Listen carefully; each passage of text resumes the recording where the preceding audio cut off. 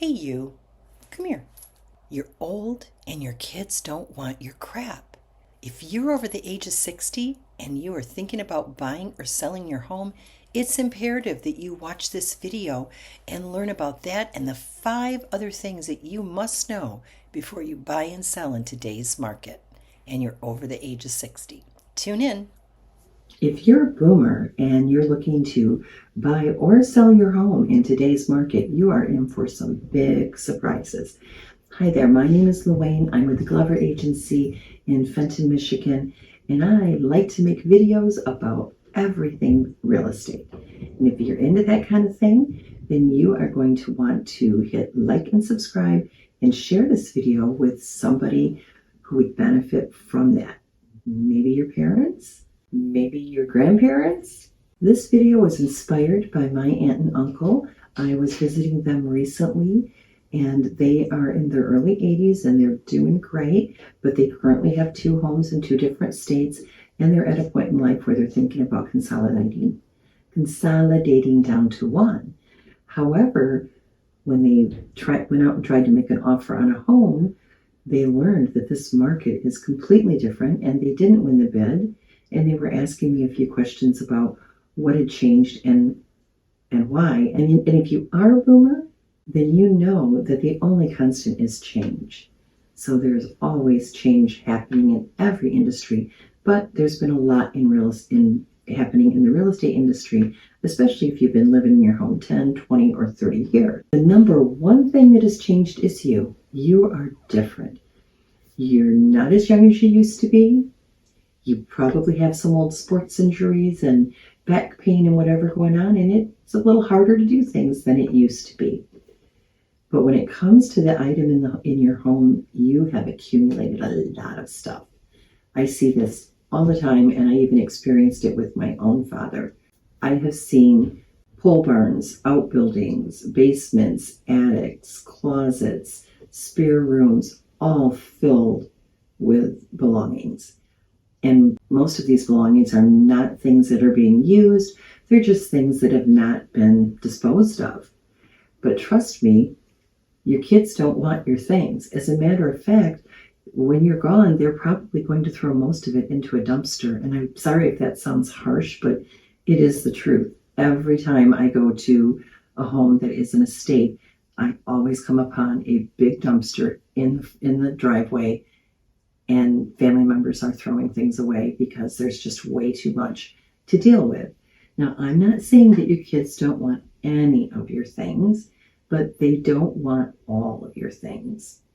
And a good many of them are going to go into the garbage. And why don't your kids want your things? Well, there's probably a couple of reasons. Number one, they probably have too much of their own stuff. Number two, it's different taste. You may have different taste than what they have.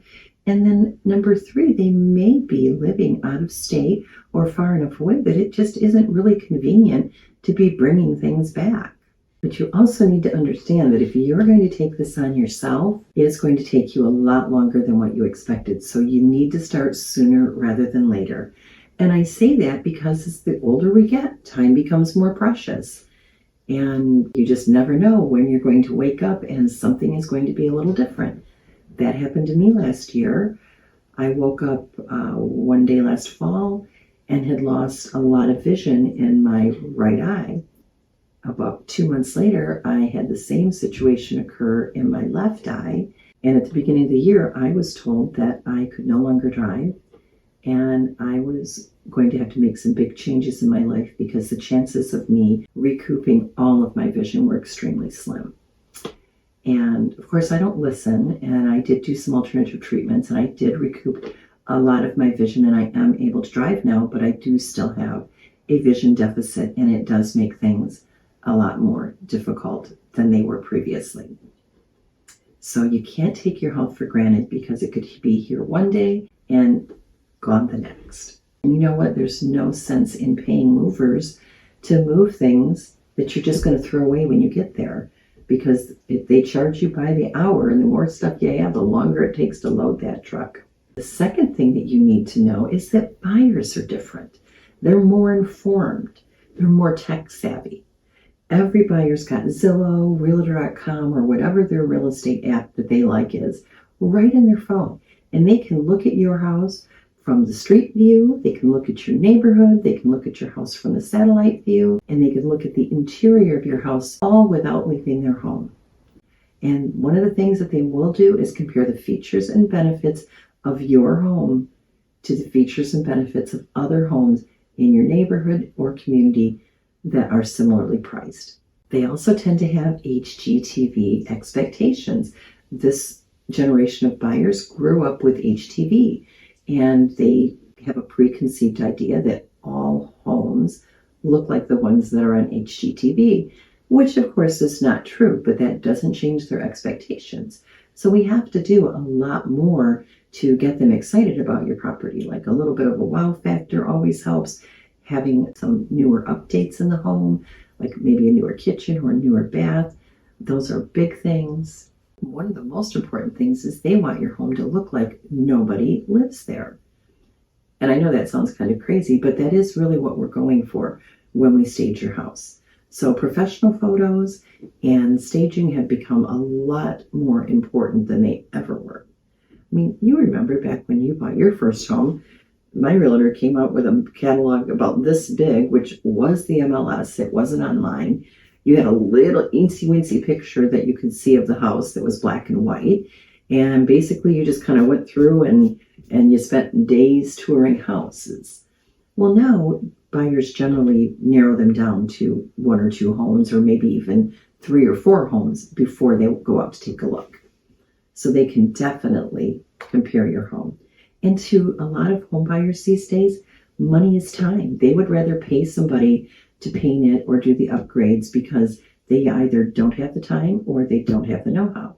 Number 3, how we transact business has changed a lot. As I mentioned before, the MLS used to be a great big catalog that came out once a month and then was updated with inserts several times a month. And that was how you looked at homes. So if you were just a layperson, you didn't have any access to that. Now everything is online, and a lot of documents are online. So you will probably have to fill out some new forms that you've never filled out. One of those might be a seller's disclosure.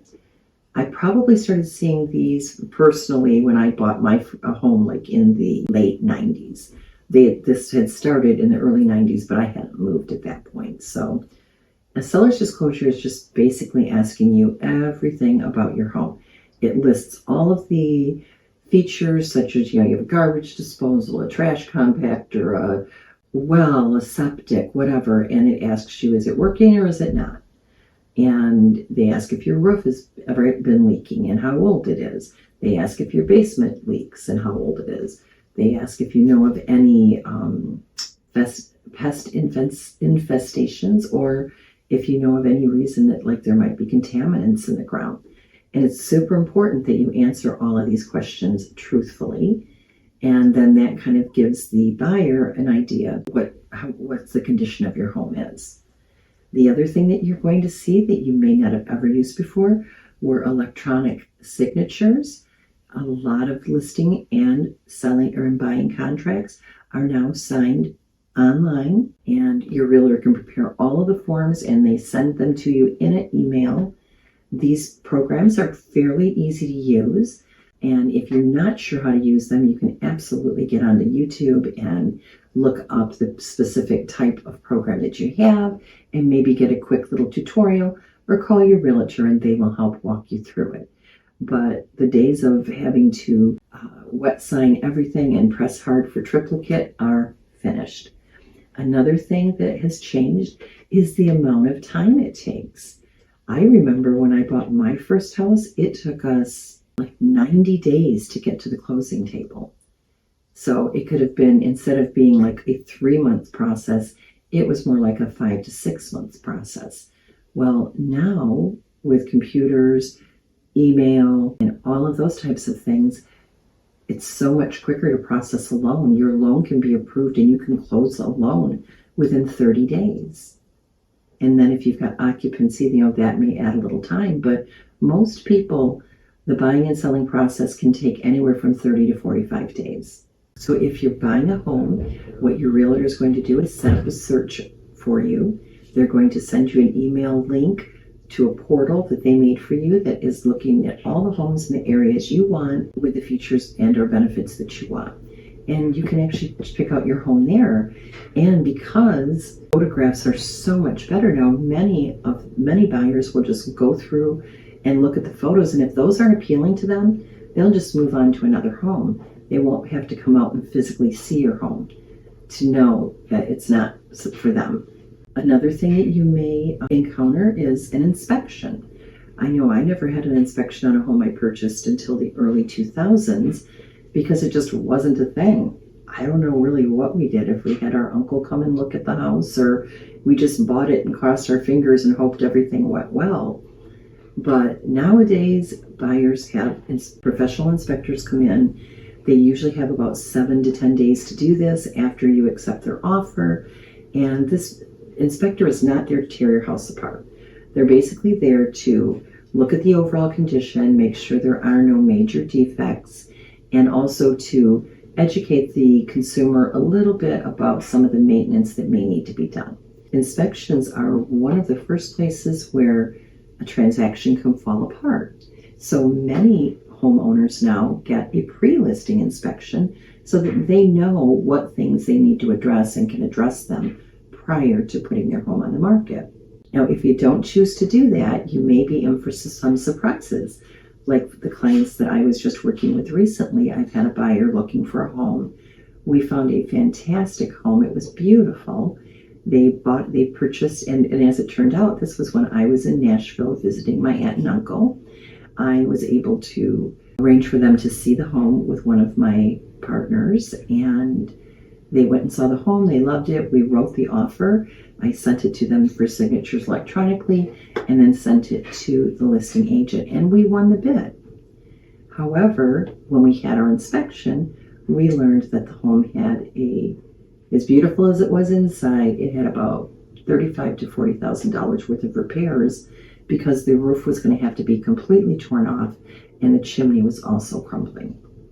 So my clients decided not to move forward with that house, and they're back in the hunt again. But that is one of the things that can happen, and I've actually seen buyers walk away for less than that. Another thing you need to understand is that closings can happen pretty much anywhere. And of course, during COVID, I even had one that closed on the tailgate in the title company's parking lot. But those days are gone now, thank God. But the thing is, what I guess I want to point out to you is that we now, because of everything being computerized and being able to send things and email a closing packet back and forth after it's been signed, many title companies have contract closers. And all that means is that they just have a couple of people who don't necessarily work in their office, but their job is they're freelancers, and they call them and say, hey, we have a closing on this date at this place. Can you do it? Okay, fine. And then they send them the closing packet. They print the closing packet out, and they do the closing, and then they send it back to the title company. So your closing, even if your title company is in the Metro Detroit area, can be held right in your local real estate office. So just be sure that you ask about that when the closing time comes. Number 4, pricing strategies are really different. I remember hearing my parents list a home years ago, and I must have been 7 or 8, and my dad was specifically, well, that'll be our price, but let's add a little bit for room for negotiation. Well, those days are gone, and those strategies are not working in this market. As we mentioned, buyers being more informed, they can immediately see that your home seems a bit high priced compared to the other homes. And if your home is even 2% overpriced, you probably won't get the amount of showings or even an offer, because buyers today are not going to waste their time and emotion on a home if they don't feel that they can come to terms with the sellers on a price. So the new strategy for pricing your home in today's market is to price it just at or below market. And this will draw more people to the home. And then what happens is you'll usually get multiple offers, and we end up letting the buyers battle it out between themselves instead of the seller having to justify their price to the buyer. And that seems to be the way that it works the best. The market is always changing, and it can change pretty quickly. For instance, back during COVID, I had a client who was under contract with a home, and they decided that they wanted out of it because they were fearful of what was happening, and they were afraid the market might drop, and then here they'd be with this house that they wouldn't be able to unload. Well, that didn't happen. What did happen is within 6 weeks, the demand grew so much for housing that the day after they opened real estate back up, all realtors were getting phone calls from their clients wanting to get out and get a new house. And I was no different. Took a client out to a house. There were 10 cars in line for it, and the home sold for $25,000 over asking. And all of a sudden we realized this market has really changed. Now, that client of mine who canceled the contract on her home did decide to get back into the market a few months later, and she found that homes in that area had risen $50,000 since she had canceled her contract 3 months earlier. So we just never know what's going to happen. But one thing is for sure is that it's always going to be changing. And if you're selling your home in a market that is super hot and you're getting top dollar, well, you can't expect to go and find another house at a deep discount because that seller is also experiencing a seller's market. So unless you take your money out of your home and sit around for however long it takes for the market to drop to buy, you're going to buy and sell in the same market. And the only caveat to that might be if you move out of state or to a completely different area, because it might even be worse than it is where you live, or it could be a lot less than where you live.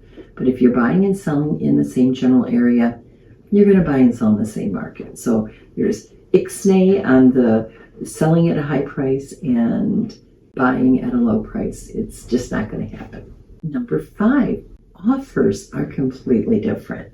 Since 2020, there's been a number of trends that we started seeing because there was so much competition for homes, and I think some sellers and buyers alike are a little surprised by them.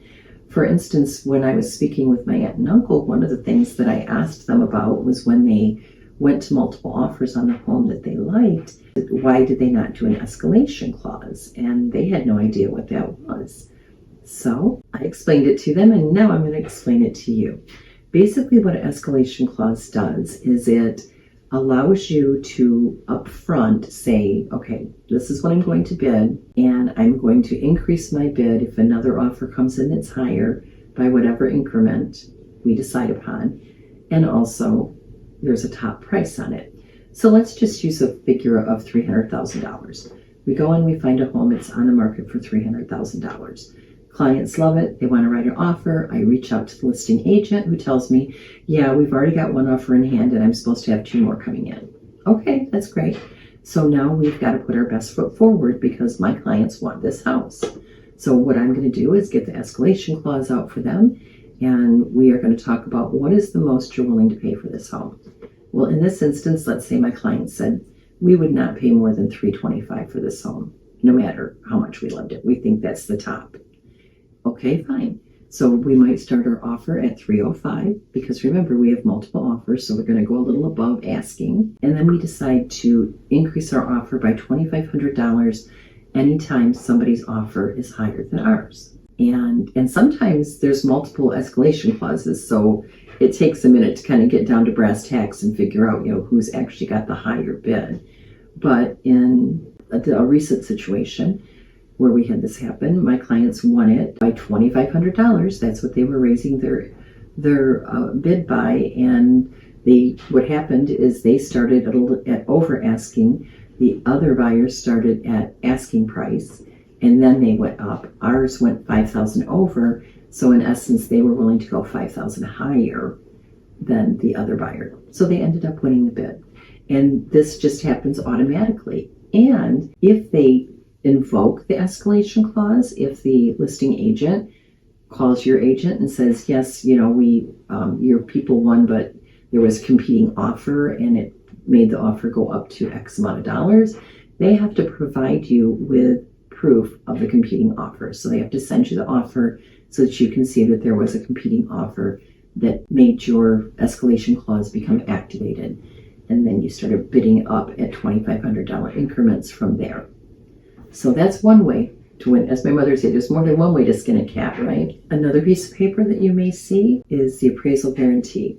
And an appraisal guarantee in my brokerage is on the same piece of paper that the escalation clause is on. You can do either or both. And all that does is when you have a situation where you've got multiple buyers bidding on a home, it's not unusual for the bids to get well over market value.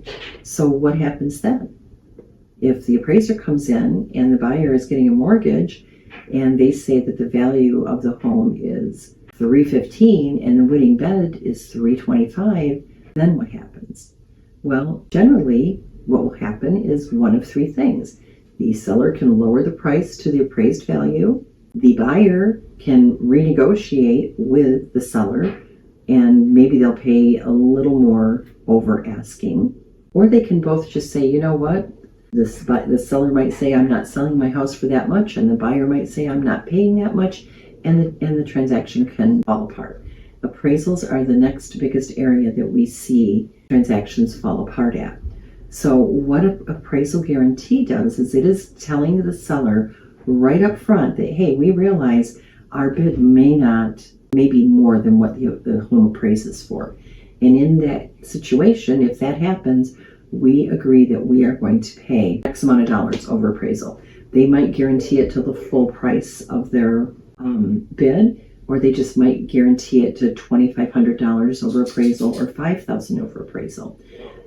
But the buyer has to have the money to be able to bring that to the closing table, because the bank will not loan more than the appraised value of the home.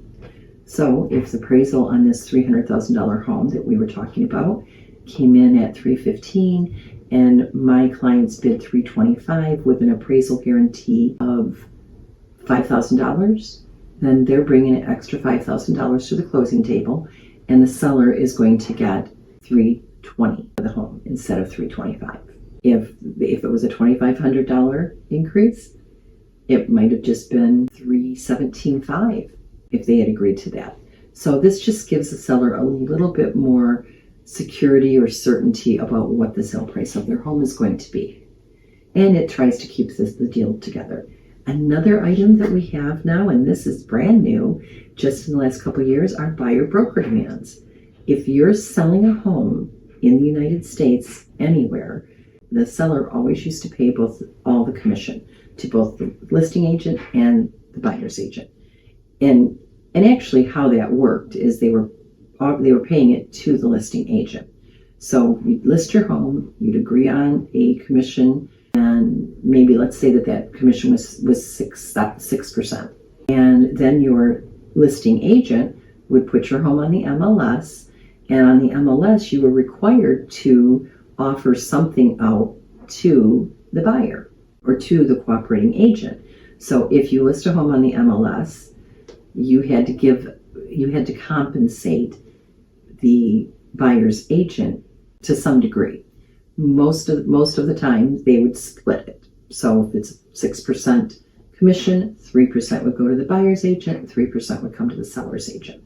Now there have been some changes. The federal government got involved and decided they need to make things more transparent by making things more convoluted. So now we have to actually negotiate with our buyers and the sellers on who's paying the buyer's agent commission.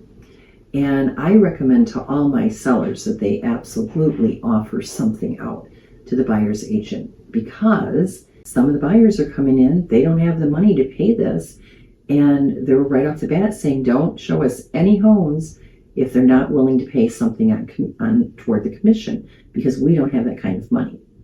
Or they might say, listen, we can pay 1%, but we're going to have the seller come back with concessions or whatever and give us the other 2%.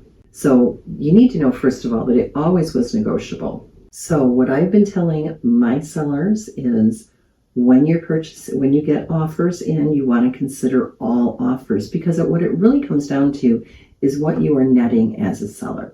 And if you're getting multiple offers, your agent should either put together a spreadsheet for you or a net sheet that shows you exactly what you're going to net with each sale after all the provisions and whatever are made. They should be able to give you something fairly close.